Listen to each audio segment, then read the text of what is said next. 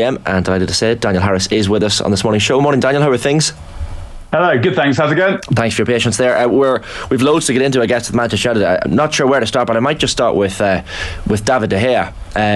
End of an era at Manchester United, and I guess expected at the end of this season. He was on a serious amount of money. Sad for United fans all the same, and maybe sad the way in which it's been handled by the club. Is that fair? Not really, I don't think. In that, if you look at it, he's had probably a bit longer than he should have done, because the rest of the team needed so much work that he had to be something that was addressed later. And I actually think there's probably a chance that Ten Hag thought that he might give De Gea one more year and then address the goalkeeping situation next summer. The behaviour in the run-in was so poor that he had to do something about it. And I don't think that David De Gea can complain. He's not been really good for quite a long time now. And it's actually pleasing to see some ruthlessness, because if you look at it from Ten Hag's point of view, he couldn't drop De Gea, in his opinion, last season because he still needed him. So they had to make like there was going to be a contract offer, even if there wasn't, because they had to get the best performances out of him that they could. Then when the performances weren't good enough, I guess the managers just had enough, and that's how top-level sport is. Or should be. It's ruthless, and David De Gea hasn't earned Erik Ten Hag's loyalty, so he didn't get it, and I don't feel particularly bad from him. The guy's earned tens of millions of pounds out of whatever it is out of Man United over the years. He was good for some of that time. He was not good for some of that time, and the time has come to get someone different, because the way that he keeps goal was holding the team back. And I think the frustration for me with him will always be that the things he seemed to refuse to get better at feel like things that goalkeepers can get better at, as in you can't make your reactions very much quicker, for example, and he had the greatest reactions of any goalkeeper I've ever seen by far. But surely you can get better at coming for crosses, at controlling your defence, at commanding the box, at pushing the defensive line forward. And he just refused to really do anything apart from make reaction saves on his goal line. Daniel, not to get too sentimental about multimillionaires, but is it a bit of a sad ending after 12 years? It's a social media post that David De Gea has left the club after contract negotiations end and there's no offer of a new contract. Because if you look back and throughout his whole United career, so you'll remember his debut in the Community Shield in the Manchester Derby, Edin Dzeko's shot from distance squirmed under his body, and subsequently Wayne Rooney's talked about, and Gary Neville said they didn't think this guy was going to make it. He was too skinny, he was too slight. But then over the preceding decade, like the middle of the last decade under Louis van Gaal and then Jose Mourinho, like David De Gea was United's best player consistently. 2017-18, I think he had the record for the most number of saves in a game away to Arsenal. Even last season he kept the most clean sheets in the Premier League, which is the second time he's done that. But for you highlighted his weaknesses there and his strengths. What do you think his legacy is going to be at United? Or to put it another way, what do you think of De Gea? He seems like a good guy. I find him a frustration, and having been good under Van Gaal, United's best player under Van Gaal is, I don't know, Juninho's taller than Danny DeVito, whatever. It's to low standard. But he still had to do it. He still had to do it. Yeah, fine. Yeah, but what was he actually doing that was good? It was the same thing he's always done. Those brilliant reaction saves, a few good one-on-one saves. And obviously United would have been much worse off without it, but he wasn't as good a goalkeeper as Edwin van der Sar or Peter Schmeichel. He wasn't as reliable as van der Sar. He didn't make as many match-defining saves as Schmeichel. He didn't offer as much in an attacking sense as Schmeichel either. So I think that he seemed like a good guy. I tell you what I liked about De Gea is that he was quite good fun to watch. And that's quite unusual for a goalkeeper, just because the speed of his movements, the speed of his reactions were just mind-blowing. And that's I guess what I'll remember, that if we're talking about the good stuff is the speed of the reactions. But in terms of overall as a goalkeeper, there were too many holes in his game, and as I said, his refusal to try and stitch up some of those holes, or his apparent refusal. And I totally understand how that can happen. That if you think that for quite a number of years he was probably the only really top level player in the team, he had no one pushing him for his place, and he was playing in a team that wasn't challenging for trophies, then you can see how you might go stale in that situation, particularly if you were meant to go to Real Madrid and then because of a dodgy fax machine, you didn't. But it felt like he went stale for a bit as well. And I personally would have got rid of him in the first season of Solskjaer as manager. United were trying to get into the Champions League, and he was rubbish at the end of the season, and they didn't. And I guess personally, that was when I felt like it was time to make a change. I can understand why there was no change made, because, as I said, the team needed so much work that if you've got a goalkeeper who's more or less stopping the ball going in the net, then you would say, well, you can work with that. But what you mentioned about the highest number of clean sheets, he had the highest number of clean sheets last season, because in front of him he had Varane, Lisandro Martinez and Casemiro. Yeah, but not all the time. Enough of, I don't look back at that season and think David De Gea had a brilliant season, whereas I do look back at it and think Lisandro Martinez had a brilliant season. I agree with that. I agree with that. Luke Shaw had an excellent season. And so the clean sheets is a misnomer, because really it's the whole team that if the ball's down, like for Pep Guardiola's teams, until this City team, are a good example of that. They've always kept loads of clean sheets, conceded very few goals. It's not because the defenders and the keepers are particularly good at that, it's because you can't get the ball. So what I'm saying is that particular statistic doesn't necessarily tell you about how good the goalkeepers played. And having said all that, when that transfer to Real Madrid looked like it was going to go through until the fax machine broke or whatever happened, do you remember what your feeling was then? Were you distraught at the idea of De Gea leaving?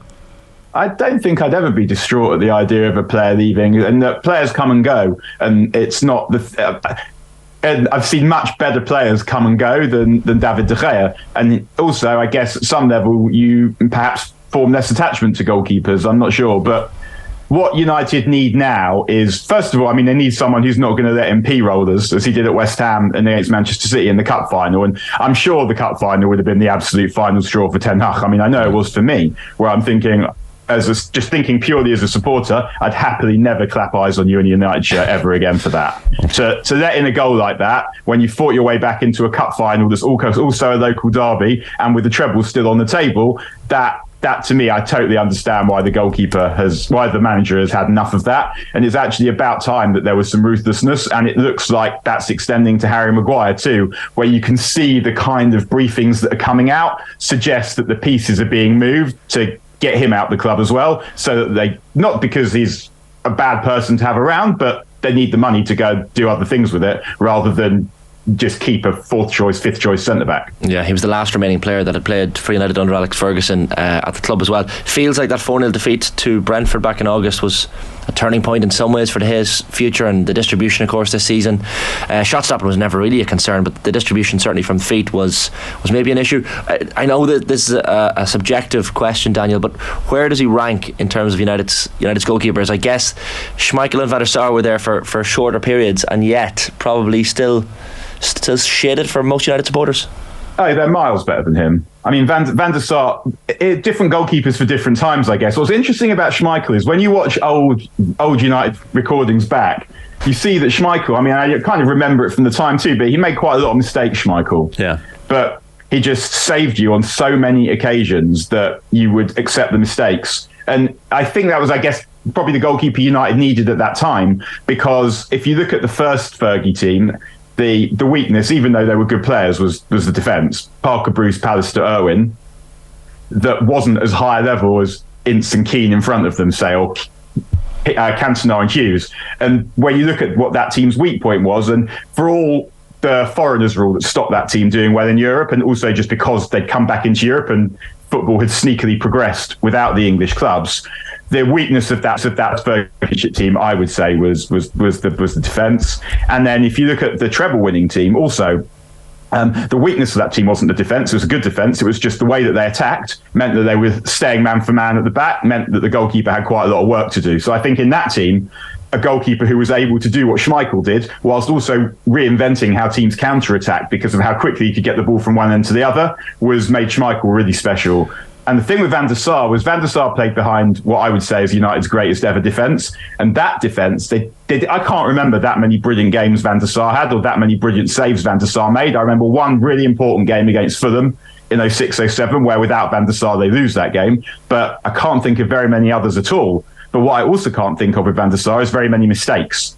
And that's what that particular team needed. When it had the defence was so good and the team itself was so good that you just needed a goalkeeper who would be solid, who would control the defence, who the defenders felt confident playing in front of, and obviously who who would be able to save Nicolas Anelka's penalty was also quite helpful. But just speaking more generally than that, whereas De Gea, the thing with him was we have loads of amazing saves, but you could tell the defenders did not enjoy playing in front of him because he kept goal like a table football goalkeeper. He just moved side to side on the goal line and try and stop stuff with his feet, where he would never. I remember there was a moment in the cup final where a cross comes in and it's kind of going near post and he just doesn't come, and it's 6-yard box territory, and in the end Varane has to get rid of it. But the goal, you could see that the players didn't like playing with him. And when we talk about the ability to play with feet, that is helpful. And it's becoming more important. But a coach once told a friend of mine that in order for it to really make a difference, ability with feet, you've got to be as good as Ederson. And very few people are. But number one, the guy who looks like he's coming in, Andre Onana, is that good. It's like having an extra man in the build-up. But also, the thing about De Gea, I think, that made the most difference wasn't the fact that he couldn't play make from the back. It was that he was so deep that the rest of the team had to play 10 yards deeper, that made it harder to work the ball up the pitch. And it was more that you generally, ideally, you're trying to condense the play. You want as little space as possible between the lines. And having De Gea meant that you had to have much more space in behind than you would want. And it made it much easier for opponents to put balls in behind. So to put United under pressure and to stop United building pressure. And I think that will be the biggest difference, how high the team are able to play once it's Onana in net rather than De Gea. Concerning news about Edwin van der Sar too last Friday, about all that. The thing about Peter Schmeichel is he kind of made mistakes almost look good. There was one against Barnsley, I think, at Old Trafford, 1997-98. He goes he goes to volley it out. It's on the bounce and he goes to volley clear it and he totally slices it and Barnsley score from it, but he actually nearly gets back in time to stop it. But there was something about it, was even his authority there. Daniel, I was in the shops on Saturday minding my own business and I looked over and I saw a guy wearing a Manchester United jersey from last season with Jones number 4 on the back. Now I assumed it was sarcastic or a bet or something. Or his name was Jones maybe. He's another player who's gone after a long time at the club. Did you have high hopes for him when he first came in? The famous comparison with Duncan Edwards, like, is he very unfairly treated and maligned because of his unfortunate facial expressions when clearing the ball, or was he actually a good player for you? I mean, that's just sort of football culture, isn't it? That people take the piss out of each other, and it's very easy to understand why that happened to Phil Jones. But yeah, I feel sorry for him that his career worked out in the way that it did, because United in the first instance, they didn't really want to sign him. They were trying to sign Varane, and Varane went to Madrid, so they signed Jones instead. And he did start well, but like a lot of players, him and Welbeck, I would say in particular, really suffered from Fergie retiring. But Jones obviously also suffered from injury. And whilst it's hard to feel too sorry for a multimillionaire who's won the league title playing for Man United, that's not bad. I think that we'd all probably take that. The frustration, I remember it's something I saw Mario Berrettini was saying the other day, the tennis player, that he spent just days crying in bed because he couldn't compete. And guys like us, we cannot understand the frustration that it must feel, that where you've got these lads who've sacrificed everything to be footballers, and yes, they are handsomely rewarded and they have fame and money and a lovely life. If you can't compete, the pain that you must feel, the frustration, the threat, the way that must threaten your mental health to just like constantly be rehabbing and going into training to rehab and watching the other boys be in the other dressing room away from you and go out to play and go through that constantly over and over again. You could understand like how much that must hurt. So whilst on the one hand I feel like Phil Jones did pretty well, and yeah, I did think he was going to be a better player than he turned out to be, he wasn't really able to be that much of a better player just because of the constant injuries plus all the upheaval that was going on around him at United. But the last time he played for United, he played last season, didn't he? And he played one game and he played well. He became a meme or a joke because of, as you say, the facial expressions and some unfortunate incidents, particularly in derbies. But yeah, Phil Jones could have been a good player, and he wasn't. But at the same time, he's probably had an all right shake of life at the same time. Daniel, David Beckham, Brian Robson, Eric Cantona, George Best, Cristiano Ronaldo, Mason Mount. All players who have now worn the number 7 jersey for Manchester United, or will certainly once Mount gets the season underway. What do you make of this Mount signing, and I guess how exactly and for whom exactly does he fit into this United team? I think Mason Mount's a player I guess I've always admired but never coveted. Managers love him because he follows instructions. You know what they know that if they tell him to do something, he'll understand it and he'll do it in the right way. He feels. I always thought that United needed someone instead of Christian Eriksen because Eriksen's lack of physical ability, whether strength or speed or power, was hampering the ability to control games. Eriksen still be good next season, someone you'd bring on with 20 minutes to go in games you're trying to see out and keep the ball. He's also someone you would think be good when against teams who are defending deep, so worse teams at home. But I would have probably gone for a different kind of player to Mason Mount because I don't want a situation where a knock to Casemiro or a suspension to Casemiro means that you're back to the same old. You don't have a player for that. And although it does seem that United are trying to sell enough players to sign Sofyan Amrabat a bit later in the transfer window, I think I would have gone for the best possible player I could get, who could play either with Casemiro or instead of Casemiro. And for that, I would have wanted someone with a bit more physical power, who was a bit more of a ball carrier. But I can totally understand that Mason Mount is someone with a good temperament, who's shown he can perform in Euroleague, who can perform in big games, who is excellent at dead balls, who has a good range of passing, who can score goals, all of those things. I just think that the player that I was personally looking for would have been someone who is a bit more physical as well. And also, I wonder if Mason Mount is quite good enough. As in, he's a high level player.